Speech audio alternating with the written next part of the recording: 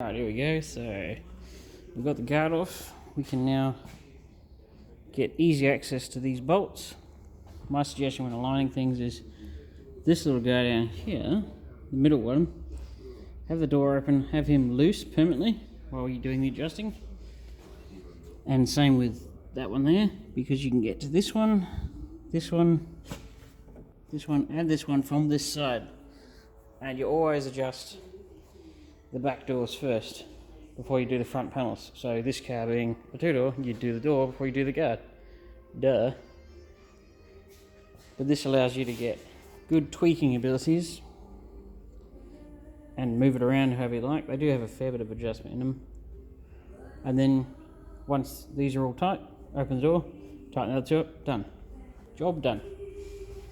And I still have to weld a guard bracket back on here because if anybody knows this car, they'll know this car had quite a lot of rust. And it still has a fair amount. Here's the actual upper guard bracket. Ooh. So I've got to grind down that little weld. Throw that rusty piece of garbage away, which is what was the pillar, and zap that back on. Obviously having the guard close to its original position. So that was about there.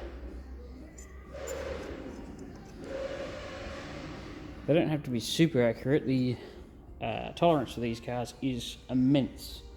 Try doing a modern car.